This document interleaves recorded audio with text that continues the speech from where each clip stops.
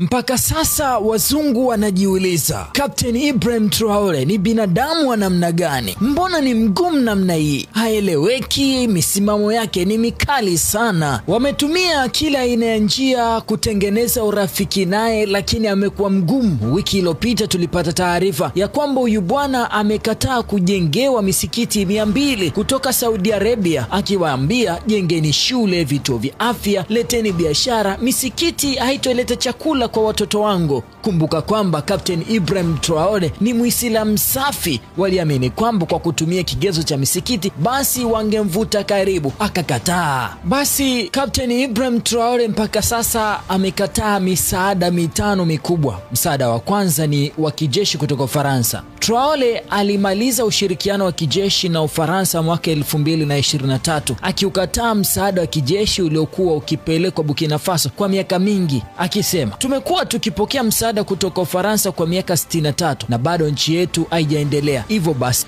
kuacha kupokea misaada hiyo hakutatufanya sisi kufariki, zaidi tutapata hamasa ya kufanya kazi kwa kujitegemea sisi wenyewe. Hii ilionyesha nia yake ya kutangaza kujitegemea wao wenyewe pasipo kuhitaji msaada wa jeshi wa kikoloni. Huyu rais wa Burkina Faso, Captain Ibrahim Traore, alikataa mikopo ya IMF, benki ya kimataifa ya fedha. Traore alipinga mikopo kutoka kwenye benki hiyo, akisema inapotosha uchumi wa Afrika na kuendeleza utumwa wa kifedha, akinukuliwa akisema Afrika haihitaji benki ya dunia, IMF, Ulaya ama Amerika. Tuna kila tunachokihitaji kukuza uchumi wetu bila mkopo, na naimiza kukataa kwa watumwa wa kifedha. Hii iliripotiwa kama sehemu ya sera yake ya kujenga uchumi wa ndani bila kuwa na deni la nje. Hili ndilo lililowafanya wazungu wakashangaa, huyu kwanza ni binadamu wa namna gani? Mnamo Machi mwaka 2025 ripoti zinaonyesha kwamba Traore alikataa pendekezo la Saudi Arabia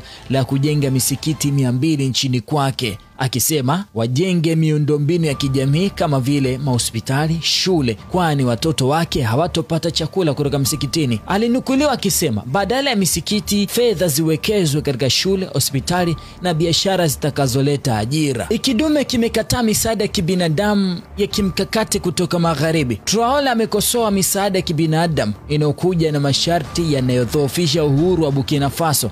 Katika hotuba yake wakati wa mkutano wa Urusi mwaka 2023, alinukuliwa akisema hatupaswi kuja kwenye kongamano bila uhakika wa kujitosheleza kwa chakula cha watu wetu. Tunapaswa kuacha kufurahia kupokea vitu vya bure na kuweka mikakati ya kujitegemea. Hii ni hotuba ambayo iliwashangaza hata baadhi ya viongozi wa Afrika waliokuwa kwenye mkutano huo uko Urusi mwaka 2023 na kumfurahisha Vladimir Putin, rais wa Urusi, ili kuionyesha dunia kwamba Afrika inaweza ikajitosheleza kwenye chakula na kuzalisha na kuuza nje. Traore ameweka mkazo kwenye uzalishaji wa ndani, na mnamo Machi 11 mwaka 2025 alikabidhi vifaa vya kilimo vyenye thamani ya bilioni 13 kwa fedha za Burkina Faso, lakini hii ilikuwa ni juhudi za ndani na si msaada wa nje. Alinukuliwa akisema tunaweza tukajikimu wenyewe bila kutegemea wengine. Tunahitaji tu kuamini katika uwezo wetu. Hii ilionyesha kwamba anahitaji kuitoa Burkina Faso sehemu moja